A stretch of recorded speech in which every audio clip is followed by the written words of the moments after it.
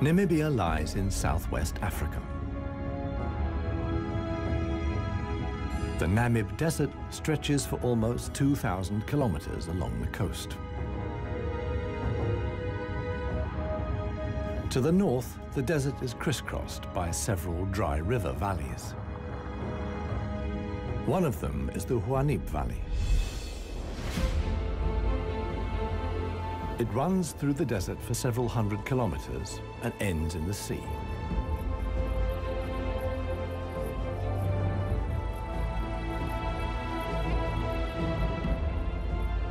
Water flows here once, at most twice a year.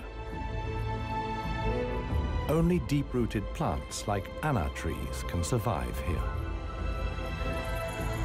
Only here, within the valley, can mammals exist in the long term. It is the home of the desert elephants.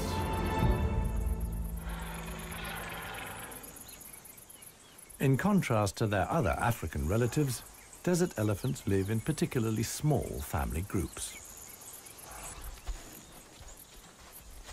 They are so rare and their way of life is so special that they're under the constant supervision of scientists who've also given the elephants names.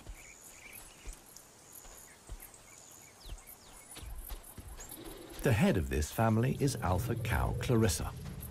The animals don't leave her side for a moment. Only Clarissa knows how to survive in this extreme environment. The shoots of the anna tree are now ripe.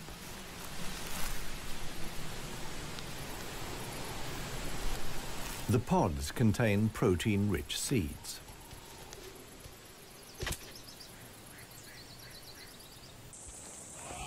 Clarissa has known every one of these trees since her childhood.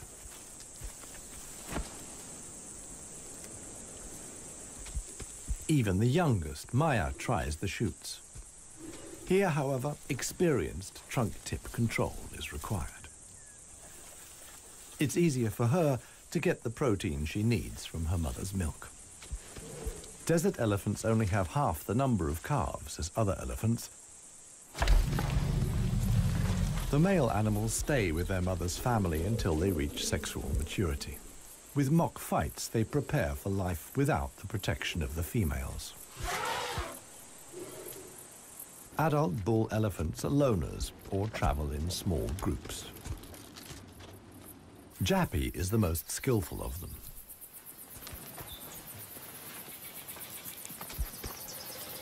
His younger brother watches enviously as Jappy brings down apparently unreachable branches from the tree.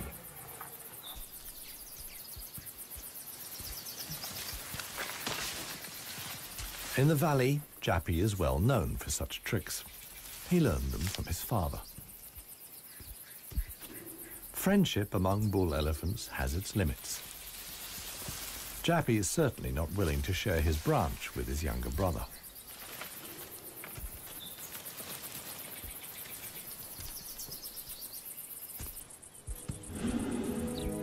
Their father, One Tusk, is now nearly 60 years old. His trademark is the missing right tusk, lost long ago in a hierarchical battle. For years, he was the undisputed king of the Huanib. Now he lives in seclusion.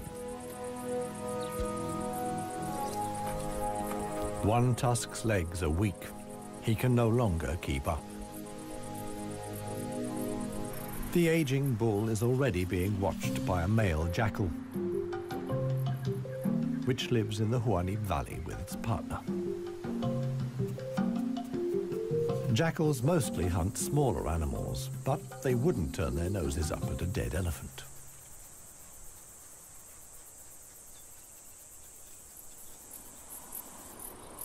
In a side valley, Clarissa has discovered a further source of food. There's a wide selection of bushes, grasses, and herbs.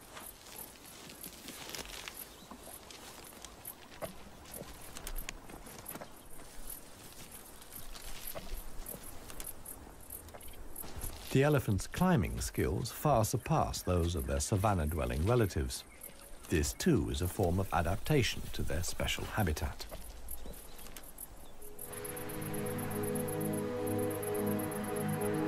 Old One Tusk has at last reached one of the anna trees in the Huanib Valley. But Clarissa and co. haven't left very much for him to eat. He desperately searches for something edible in the remnants. In vain.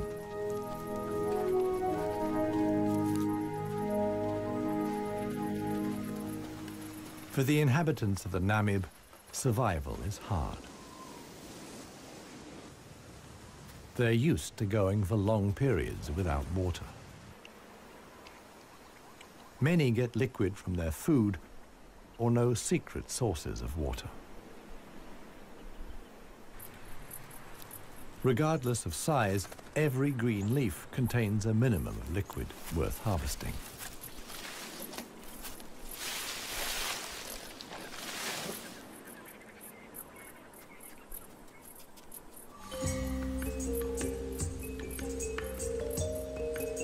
Outside the dry river valleys, there is scarcely any vegetation. Here, only extreme specialists survive.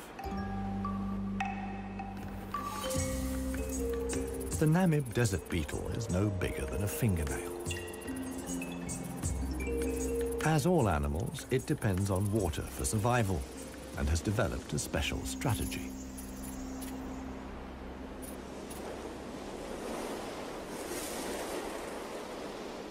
Even the tiniest traces of dampness in the air condense on its carapace. In time, a drop forms, which then flows directly into the beetle's mouth. This way of life limits the distribution of desert beetles to those parts of the desert that see fog. But where does the fog come from?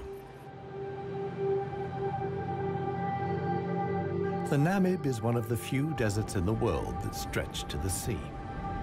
The cold Benguela current from the Antarctic cools the seawater to a temperature of 12 degrees Celsius. When the water reaches land, it evaporates in the warm desert air. Around 200 days a year, the desert is wreathed in mist, which sometimes extends hundreds of kilometers inland into the dry river valleys.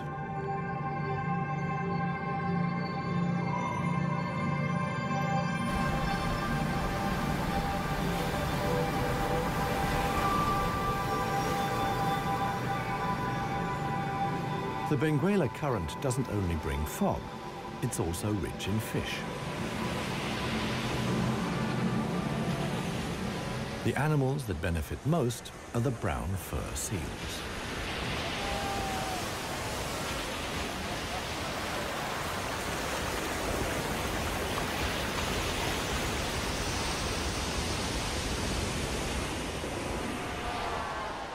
Their colonies are often home to 100,000 animals.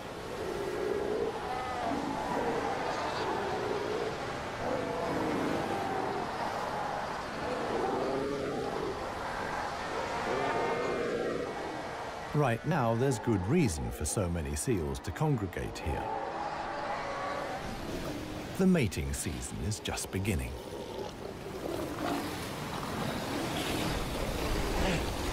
Everywhere, bulls are fighting for the right to mate.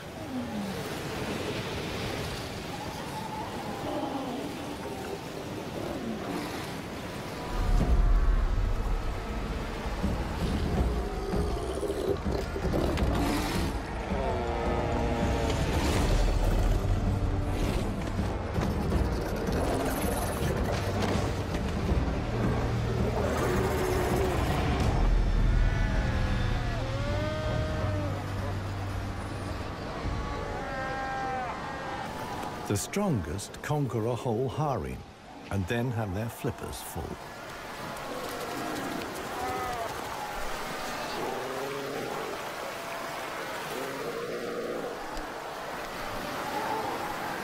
After mating, the males disappear into the sea, They're not involved in bringing up the young. The fog sometimes penetrates as far as the Huanib Valley.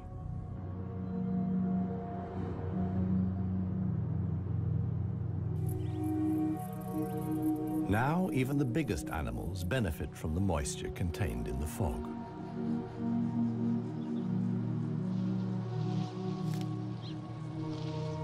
Jappy and his brother can take on a lot of liquid from the drops of dew on the plants they eat.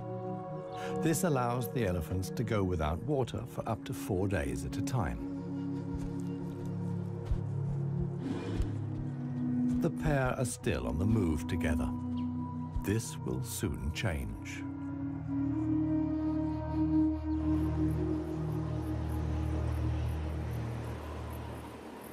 As the fog lifts, the sun illuminates a very special event.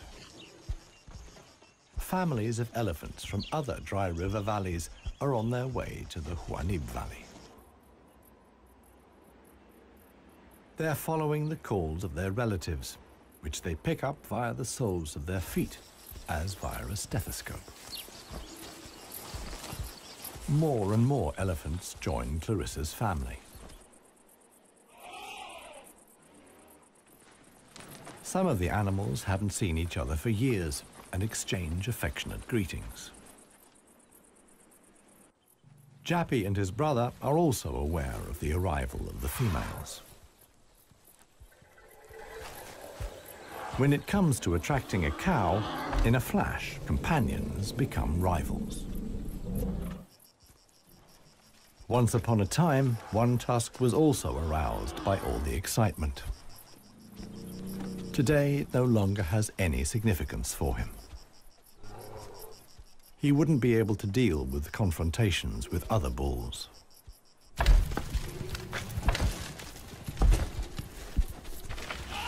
His sons and grandsons, on the other hand, are very excited. For them, it's important to make the most of the female's willingness to mate and prevent others from taking advantage. In the end, however, Jappy only manages to achieve his goal by means of a trick. He abducts the alpha cow, Clarissa.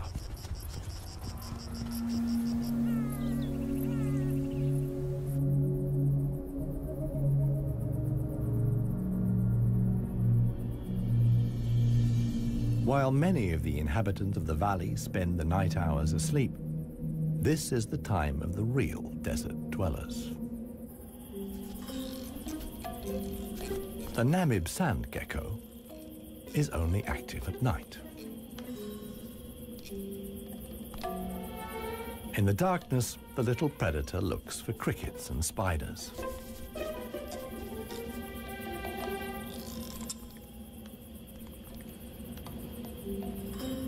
Like a frog's, its toes are webbed.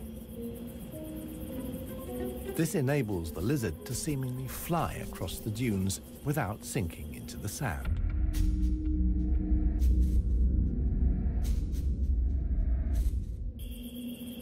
But it also needs to be on the lookout.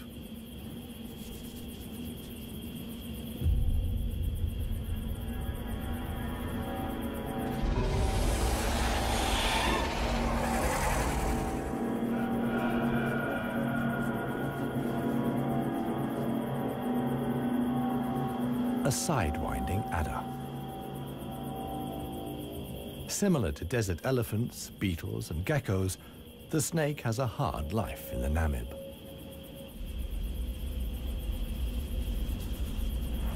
It has to hunt successfully to survive.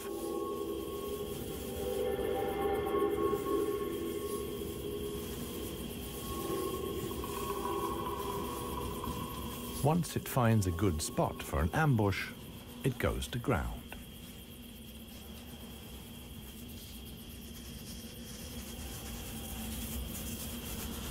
The snake is a predator that lies in wait for its prey, relying completely on its camouflage.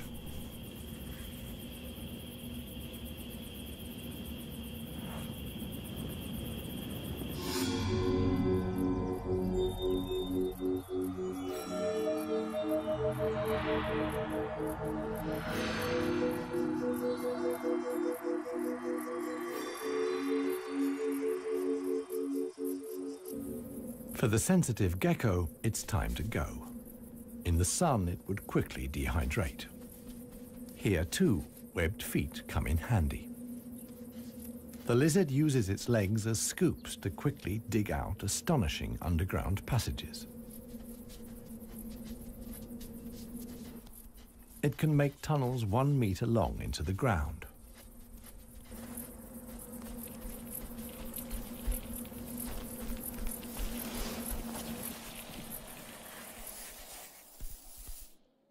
Here, it's safe. Up at ground level, another gecko isn't in quite such a hurry. With good reason. The fog is coming.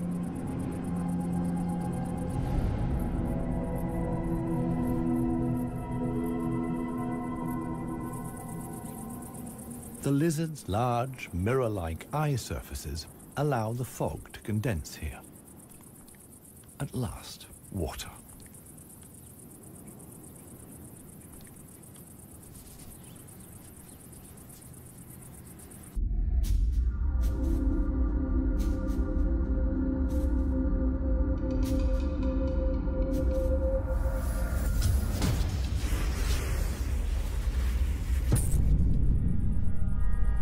The waiting paid off. This morning, the sidewinding adder can have breakfast and get some liquid into the bargain.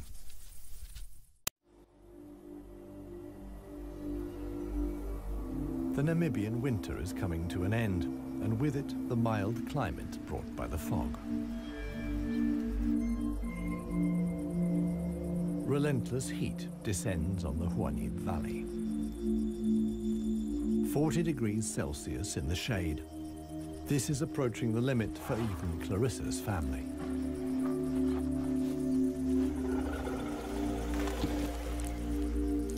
Elephants don't sweat, and so protect themselves against overheating by fanning their ears.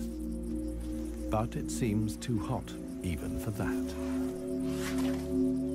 The heat is hard to bear for all the animals, but for the youngest, the sun can be lethal. Maya is really suffering.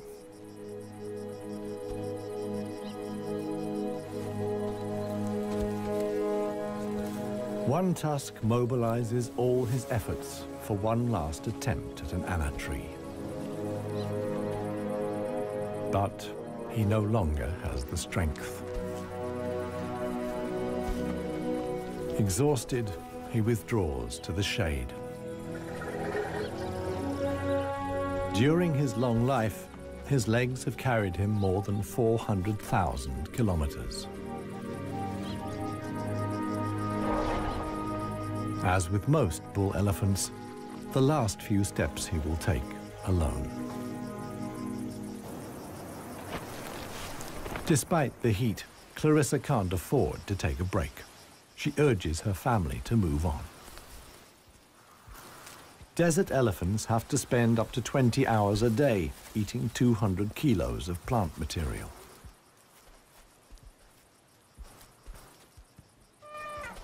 As tiring as that may be, Clarissa's family have no choice.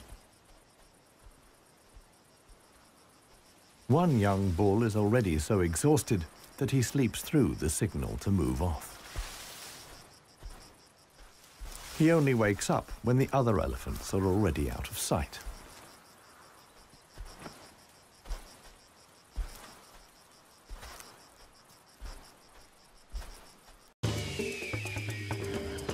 This show was created for you and your family to watch together. Welcome to Nat Geo Wild. It finally dawns on him that he really is all alone. Clarissa and the rest of the family have noticed his absence. The animals try to locate each other via smell using their trunks, which are extraordinarily sensitive.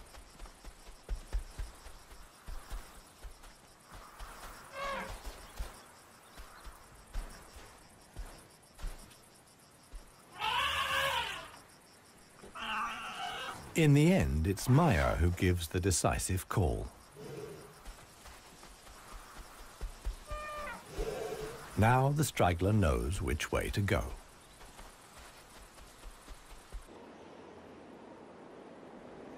The extremely dry period shows no sign of coming to an end.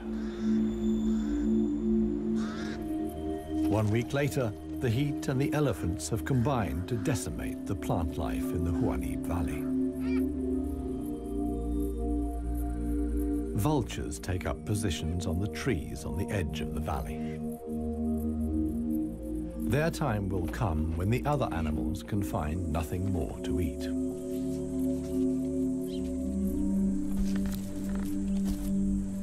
For Clarissa's family, a dead tree now becomes the sole source of food.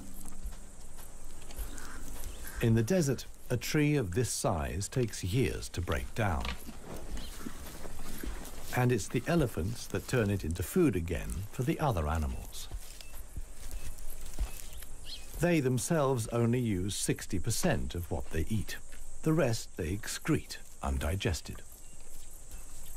In this way, they distribute seeds, like those of the anna tree.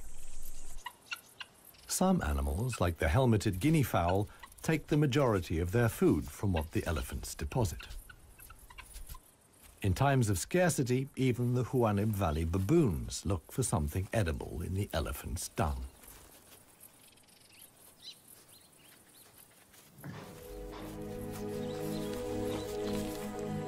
Old One Tusk has one more go at the wood.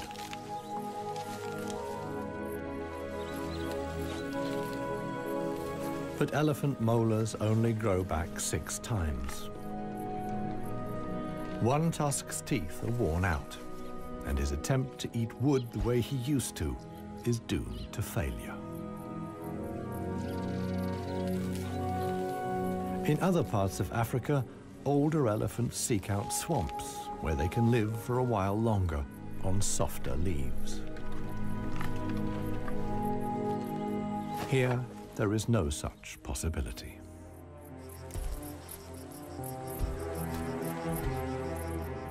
For Clarissa, too, the situation is becoming threatening.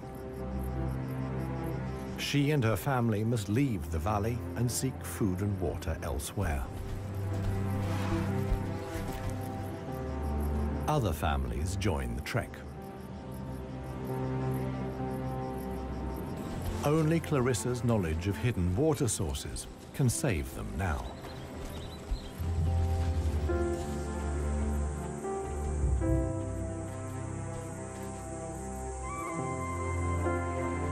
Scarcely any animals are left in the valley. Even the jackals are leaving. In their search for food, they will move along the Huanim Valley until they reach the coast. Only One Tusk is too old and too tired for the trek. The one thing that could save him now is rain that would let soft grass grow. With this slim hope, he remains behind.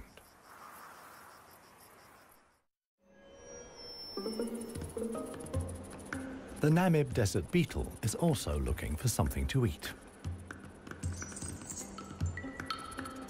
In contrast to most of the desert dwellers, it is not seeking fresh young shoots.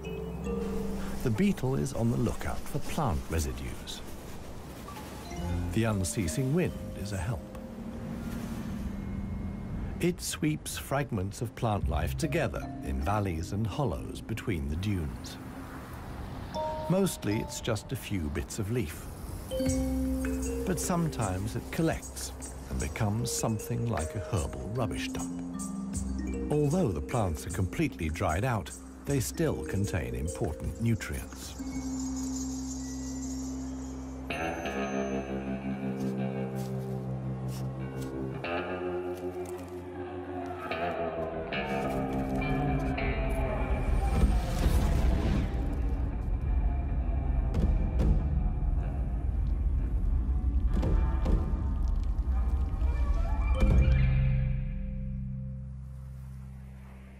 The Namakwa chameleon is one of the most dangerous hunters in the Namib desert. For desert beetles, at any rate. But the beetles don't usually make it quite so easy.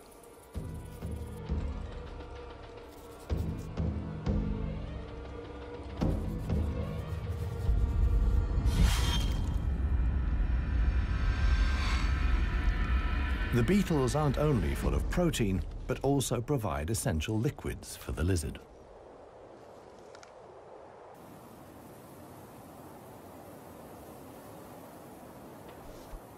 Namaqua chameleons are the biggest reptiles the Namib can support. In contrast to the mammals, they can't undertake long migrations to look for food and water. Similar to the Huanib, a river once flowed here. Along its banks, animals like chameleons penetrated deep into the desert. Hundreds of years ago, the dunes slowly invaded the riverbed and cut off the water supply. This process was so slow, however, that the animals had time to adapt to the new conditions.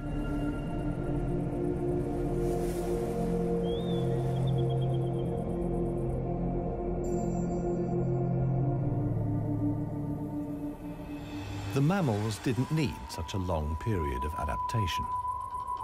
Their ability to migrate over long distances enabled them to conquer the desert much more quickly. The pair of jackals will soon reach the coast.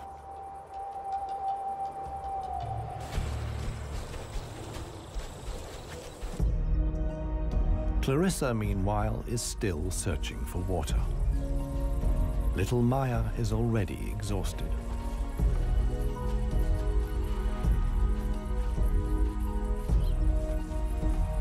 The group has to keep stopping.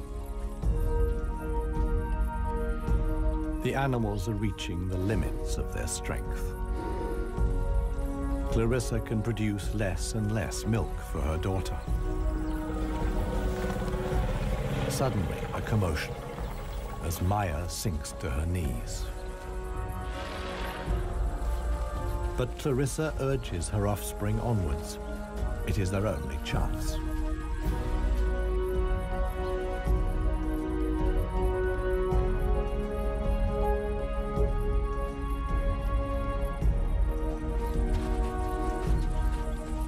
As dusk falls, they finally arrive.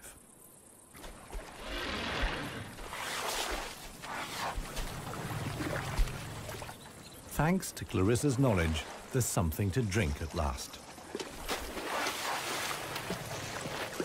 Adult elephants can get by on 100 liters of water a day.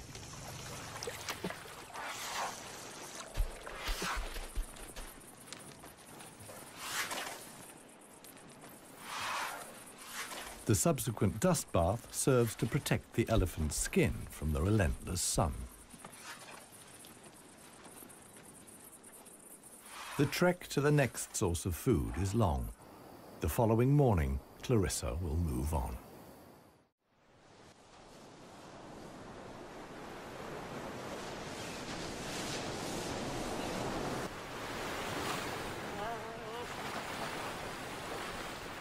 The jackals have finally reached the sea and move southwards along the coast.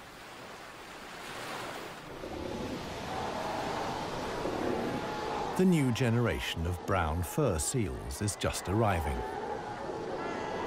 Many of the mother animals are heavily pregnant. This young mother hasn't long to go.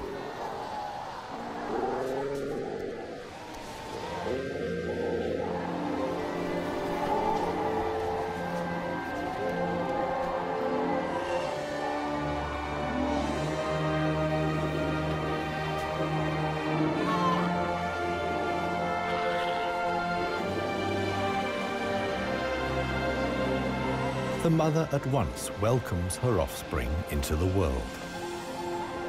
Each voice and scent is as unique as a fingerprint. The ritual creates an unbreakable bond between mother and pup.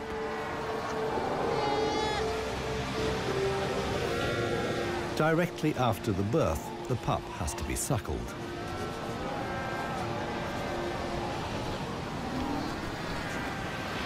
The newborn is a little clumsy.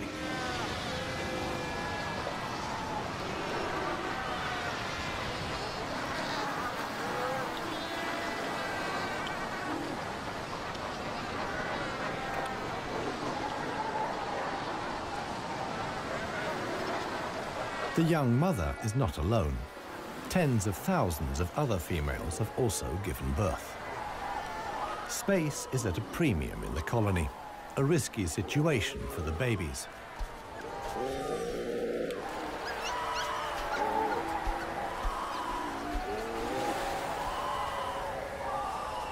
To minimize the danger, the seals organize a kindergarten. Many of the mother animals leave their newly born pups here.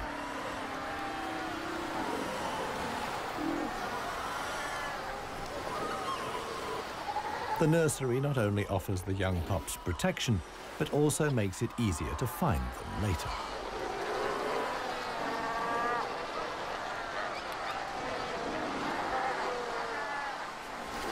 The mother seals have to go out hunting every day to make sure their milk is nutritious enough for the young.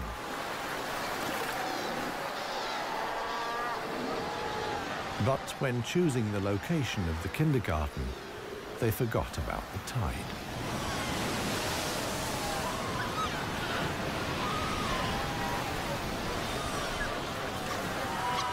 The pups fight desperately against the onslaught of the waves. The baby is washed out to sea along with the other newborn seals.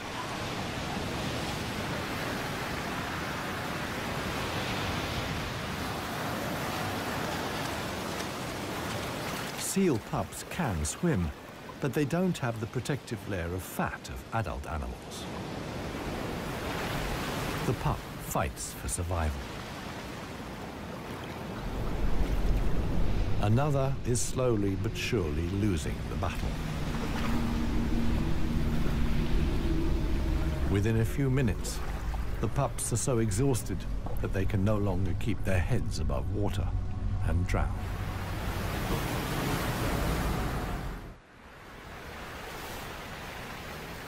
The next morning reveals how great the danger posed by the sea is for the seal pups. The shore is full of little corpses, washed up by the tide.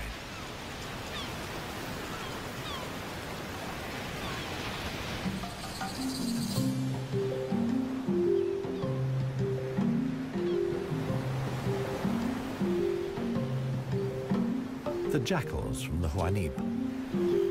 The pair have traveled hundreds of kilometers from the arid valley.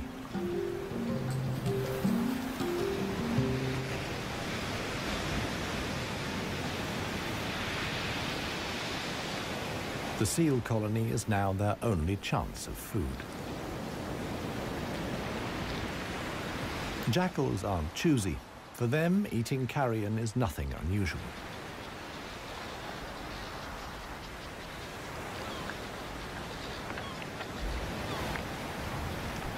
They'll be spending the coming weeks at the seal colony. Only when the pups are old enough to swim enduringly, and thus the supply of food runs out, will the jackals return to the Huanib Valley.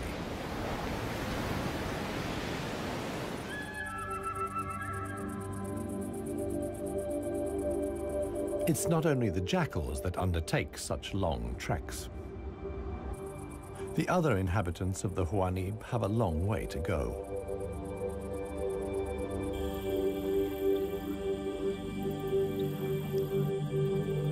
An oasis hidden deep in the desert. Oasis.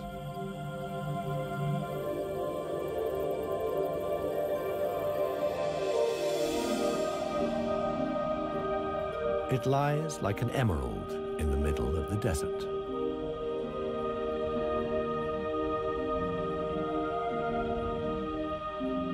A thin band of loose vegetation lines the watering hole.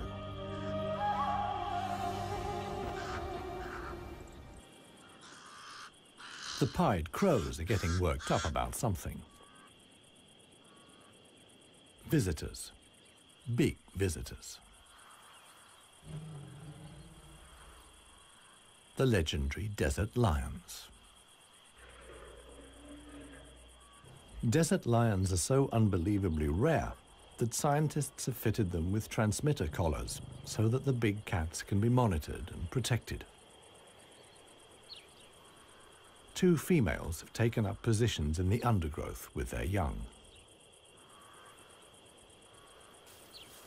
The experienced predators know that it's just a matter of watching and waiting.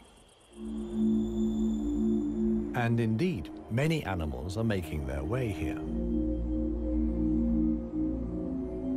The oryx's numbers have thinned noticeably. Some are lagging far behind the main column.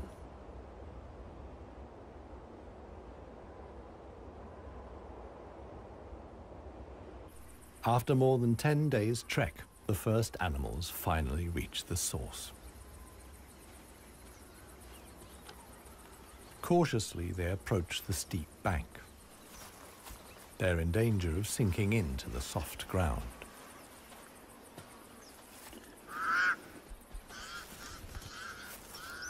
The pied crows sound the alarm again. The lioness's patience has been rewarded. They've caught one of the stragglers. One lioness keeps the oryx in check on the ground. The hunting lioness is completely exhausted. Fighting the antelope has taken the last of her strength.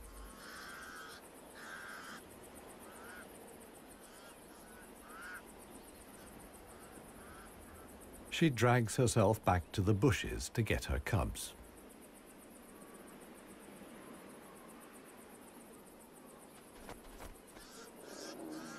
The other lioness keeps the pesky crows at bay.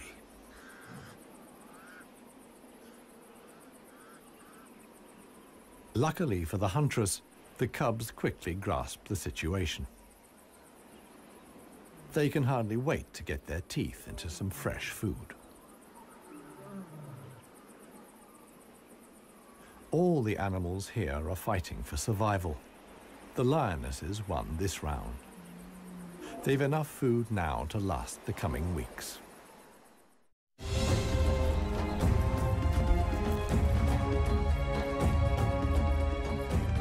Clarissa and her family have finally reached the neighboring dry river valley.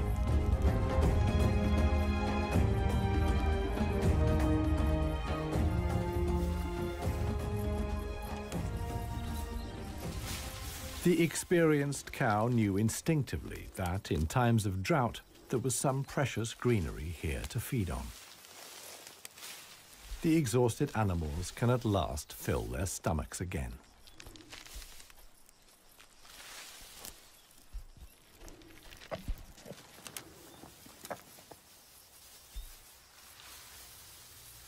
And this is how a happy, full-up baby elephant looks. Maya in paradise.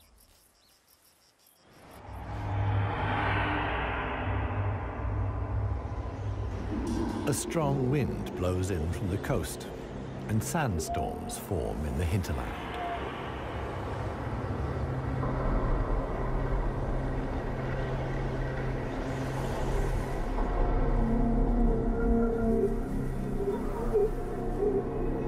They reach the river valley where Clarissa and family have found food and shelter.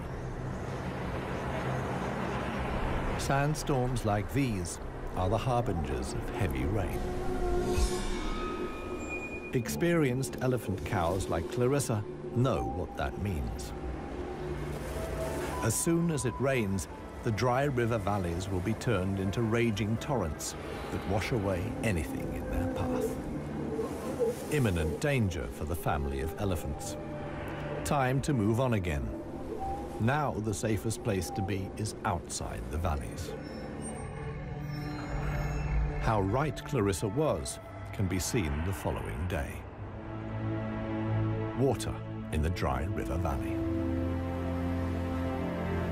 Only every 10 years or so is the rain strong enough for the flood wave to reach the sea.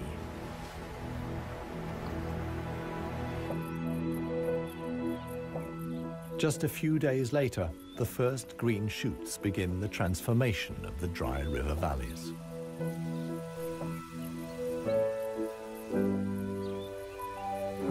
The Huanib Valley, too, is bursting with new life as the first exiles return.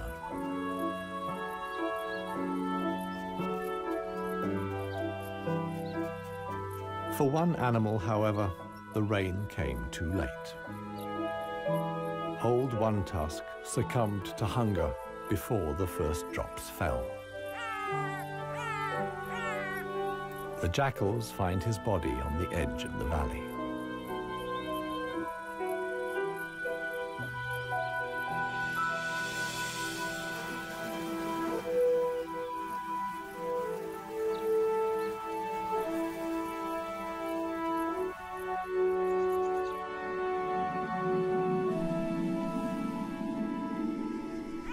The jackals don't approach the body until evening.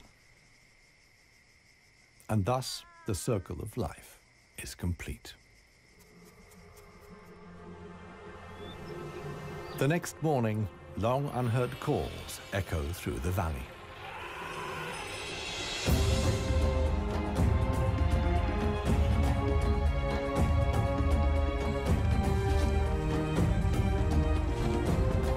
Clarissa is back.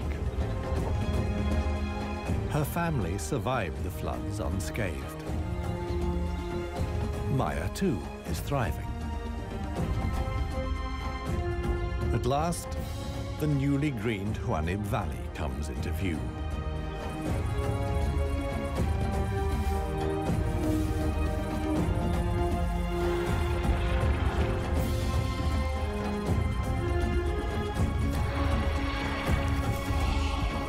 Clarissa's family is home again.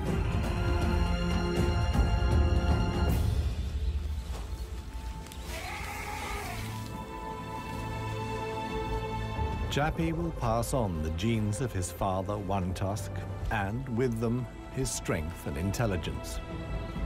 Clarissa is pregnant with his baby. The alpha cow will induct each new generation into the secrets of the desert elephants. This is essential for their survival. The Huanib River Valley is probably the last real wilderness in Namibia, one in which only the cleverest, most intelligent of the animal world can survive. A life of extremes in the home of the desert elephants.